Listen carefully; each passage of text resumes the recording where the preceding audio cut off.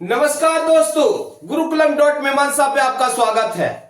आज मैं आ गया हूं एक नया टॉपिक लेकर। इस टॉपिक का नाम है future perfect continuous tense, affirmative sentence. तो हम लोग इसमें जानने वाले हैं कि फ्यूचर परफेक्ट कंटिन्यूअस टेंस क्या होता है।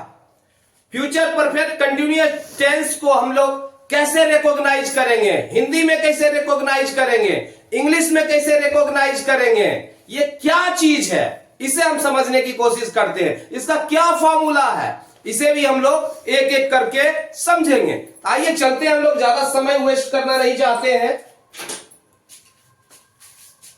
Future perfect continuous tense, affirmative sentence कहता है जिस हिंदी सेंटेंस के मूल क्रिया से यह बोध हो कि कार्य भविष्य में कुछ समय तक जारी रहेगा, तो वैसा सेंटेंस फ्यूचर परफेक्ट कंटिन्यूअस के अंतर्गत आता है। ऐसे सेंटेंस के अंत में ता रहूंगा, ते रहेंगे, ते रहोगे, ती रहेगी, ता हुआ रहूंगा, ते हुए रहेंगे, ती हुई रहेगी आदि रहता है। तो इसका मतलब क्या हुआ कि भविष्य में कोई कार्य कुछ समय तक जारी रहेगा। तो इस तरह के क्रियाओं, कुछ समय तक कोई कार्य जारी रहेगा, तो ये इसको हम क्या कहते हैं, फ्यूचर परफेक्ट कंटिन्यूअस टेंस। तो पहले हम टेंस क्लियर करना चाहते हैं कि फ्यूचर इंडेफिनिट में क्या होता है। फ्यूचर इंडेफिनिट में होता है कि आदत बस हम कोई कार्य कर रहे होते करेंगे, जैसे मैं खाऊंगा, मैं जाऊंगा, हम रेगुलर करते हैं। इस तरह की आदत बस अगर कोई कार्य हम करते हैं तो वहां पर फ्यूचर इंडेफिनिट को यूज करते हैं, भविष्य में अगर करेंगे तो। उसी प्रकार फ्यूचर कंटिन्यूअस कैसे होगा कि किसी खास समय में अगर कोई काम कर रहे होंगे हम, मैं जा रहा हूंगा, मैं लिख रहा हूंगा, है ना, तो वहां पर फ्यूचर कंटिन्यूअस का प्रयोग करते हैं। भविष्य में हम अगर कोई कार्य हम समाप्त कर चुके होंगे, परफेक्ट, तो वहां पर फ्यूचर परफेक्ट, मैं लिख चुका हूंगा, है ना, तो फ्यूचर परफेक्ट टेंस का हम यूज करते हैं वहां पर। उसी प्रकार से फ्यूचर परफेक्ट कंटिन्यूअस का इस्तेमाल कहां करते हैं, भविष्य में कोई कार्य अगर शुरू हुआ किसी पॉइंट पे और कुछ देर तक जारी रहा, कुछ समय के लिए जारी रहा, नहीं कुछ समय तक होता रहा, तो वैसे समय में जो कार्य व्यापार हो रहा है, वैसे समय में जो क्रिया हो रही होगी, उस समय के अनुसार जो क्रिया हो रही होगी, तो वहां पर हम फ्यूचर परफेक्ट कंटिन्यूअस को इस्तेमाल करते हैं। तो आई थिंक ये क्लियर हो चुका होगा, कंफ्यूज नहीं होना है। आदत बस करते हैं फ्यूचर इंडेफिनिट, पर्टिकुलर टाइम में करते हैं फ्यूचर कंटिन्यूअस, और कोई कार्य व्यापार हम भविष्य में खत्म कर चुके होंगे फ्यूचर परफेक्ट। अगर कोई कार्य व्यापार हम किसी समय शुरू किए हैं और कुछ समय के लिए जारी रहेगा भविष्य में, तो हम वहां पर फ्यूचर परफेक्ट कंटिन्यूअस टेंस का इस्तेमाल करते हैं। और जनरली वहां पर टाइम भी लगा रहता है, जैसे मैं सुबह से लिख रहा हूंगा, नहीं मैं 2 घंटे से, अरे मैं 2 घंटे पहले शुरू किए थे, 2 घंटे तक चलता रहा, ये कुछ समय तक होता रहा, है ना। तो ये है सुबह से मैं लिख रहा हूंगा, तो कुछ देर तक, कुछ समय के लिए वो कार्य व्यापार होता रहेगा।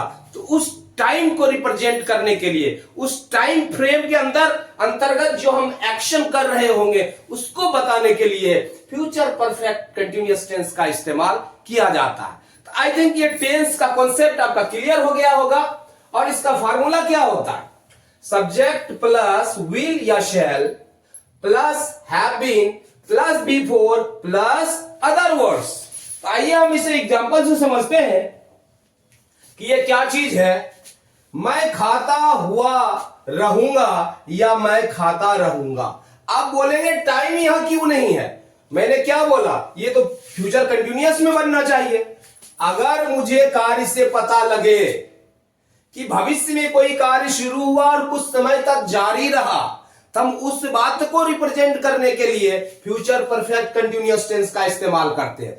अगर मुझे ये लगे किसी खास समय ही हो रहा होगा, तो हम फ्यूचर कंटिन्यूअस को इस्तेमाल करेंगे, फ्यूचर परफेक्ट कंटिन्यूअस का इस्तेमाल नहीं करेंगे। लेकिन मैं खाता हुआ रहूंगा, इससे हमें लग रहा है कि एक खास समय इसमें हम शुरू करेंगे और करते रहेंगे, बहुत चलता रहेगा। तब हम यहां पर फ्यूचर परफेक्ट कंटिन्यूअस का इस्तेमाल करेंगे, लेकिन उस समझना जरूरी है ना।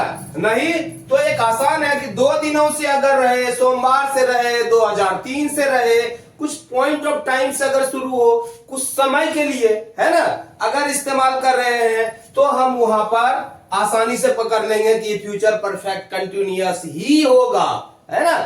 तो कोई कंफ्यूजन नहीं होना। तो आइए इसे समझते हैं। मैं खाता हुआ रहूंगा, आई के साथ क्या लगता है, आई शैल हैव बीन, B4 लगता है, आई शैल हैव बीन ईटिंग, मैं खाता हुआ रहूंगा। इससे लगता है कि कोई मतलब मैं खाने की क्रिया शुरू करेंगे और कुछ समय तक जारी रहेगा, तो हम इसको फ्यूचर परफेक्ट में लिखे बनाएंगे, है ना। मैं 2 दिनों से खाता हुआ रहूंगा, तो 2 दिनों से तो क्या हो जाएगा, I shall have been for 2 days। अगर 2 दिनों से हो, अगर 4 दिनों से हो, अगर 4 मिनटों से हो, अगर 4 मिनटों से हो, आई शैल हैव बीन क्या हो जाएगा यहां पर, I shall have been eating for 2 days, है ना। यहां ईटिंग भूल गया मैं, I shall have been eating for 2 days, है ना। तो यहां पर 2 दिनों से, अगर 2 दिनों से, 2 सालों से, है ना, 2 मिनटों से, 2 घंटों से, 2 दशकों से या 10 दशकों से, जो भी इस तरह का रहे, तो हम वहां पर फॉर का इस्तेमाल करते हैं। लेकिन किसी पर्टिकुलर टाइम से अगर रहे, सुबह सोमवार से, ये पॉइंट ऑफ टाइम कहलाता है, तो वहां पर हम सिंस का इस्तेमाल नहीं करते हैं फ्यूचर में। वहां हम फ्रॉम का इस्तेमाल करते हैं सिंस की जगह। तो मैं सोमवार से खाता हुआ रहूंगा, तो यहां पर क्या हो जाएगा, I shall have been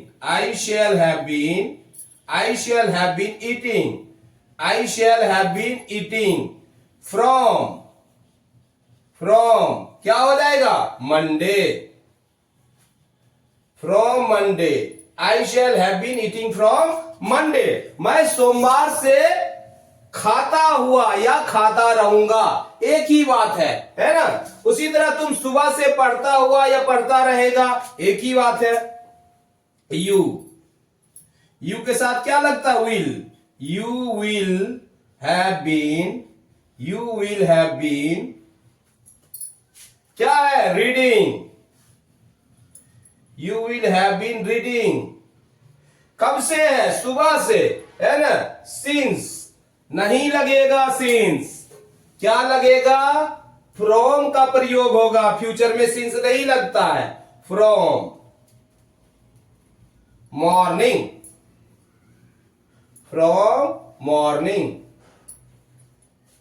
full stop. वह 10 दिनों से पढ़ता रहेगा, तो क्या हो जाएगा, he will have been for 10 दिनों से, for 10 days, he will have been reading for 10 days। क्या हो जाएगा, he will have been reading for 10 days, he will have been reading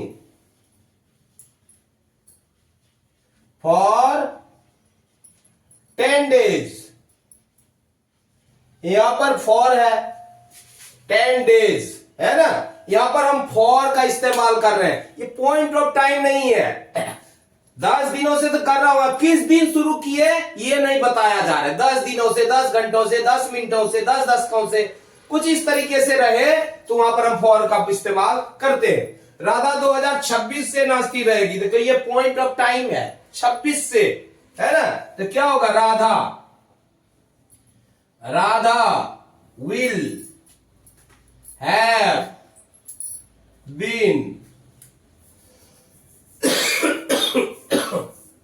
Radha will have been dancing. Dancing 2026 से, from 2006, Radha 2026 से नाचती रहेगी या नाच रही होगी या नाचती हुई रहेगी, एक ही बात है ना। हम लोग 2 घंटों से टहल रहे होंगे, क्या हो जाएगा? We shall have we shall have been, क्या हो जाएगा? वी शैल हैव बीन, क्या है? टहल रहे होंगे, वॉकिंग।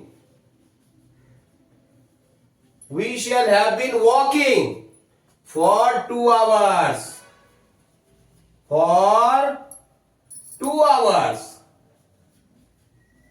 हम लोग 2 घंटों से टहल रहे होंगे, है ना। हम लोग 2 घंटों से टहल रहे होंगे।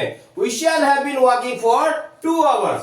हम लोग 2 बजे से टहलते रहेंगे। 2 बजे पॉइंट ऑफ टाइम आ गया तो क्या हो जाएगा? We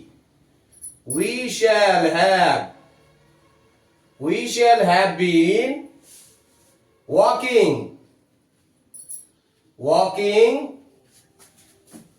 from 2 o'clock, 2 o'clock।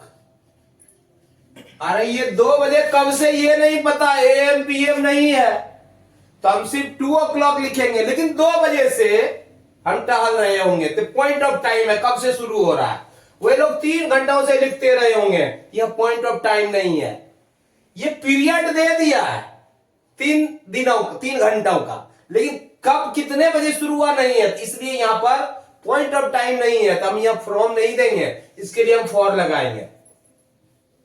They will have been, क्या है? Writing. They will have been writing for 3 hours,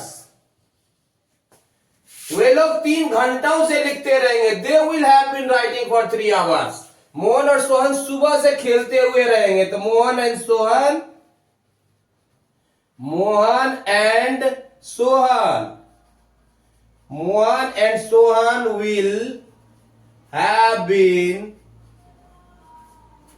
will have been playing कब से? सुबह से, फ्रॉम मॉर्निंग।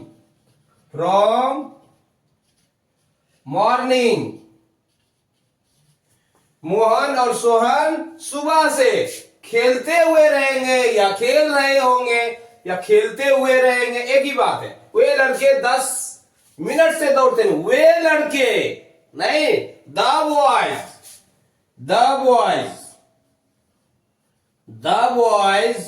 will have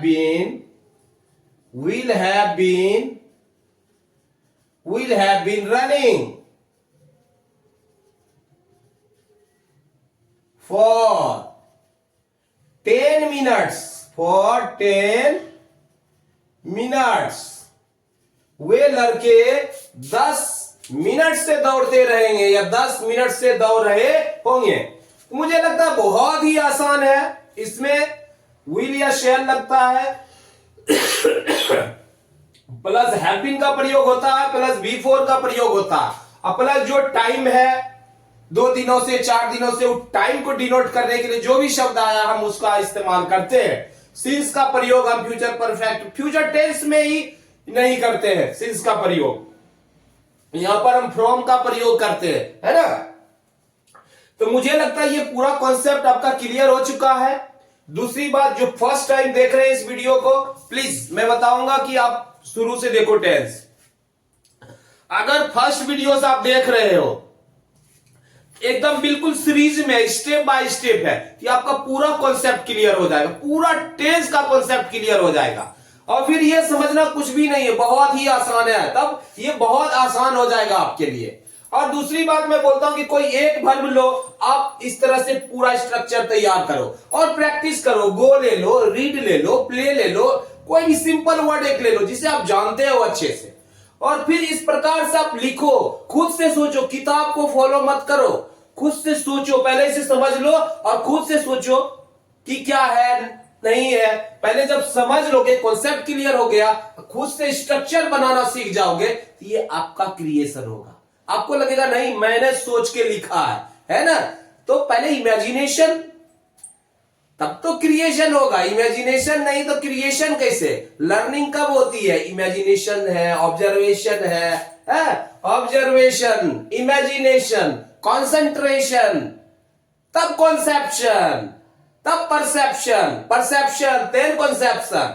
तो ये तमाम चीजें लर्निंग का प्रोसेस होता है। आप उसको फॉलो करो, ये कॉन्सेप्ट क्लियर हो जाएगा। और जाते जाते अगर ये वीडियो आपको अच्छा लगा हो तो जरूर अपने दोस्तों में शेयर करें, हमारे चैनल को जरूर सब्सक्राइब करें, लाइक करें, बेल आइकन को जरूर दबा लें और ज्यादा ज्यादा दोस्तों में इसे बताएं, हमें लोगों तक पहुंचने में मदद करें। थैंक यू, धन्यवाद, जय हिंद, जय भारत।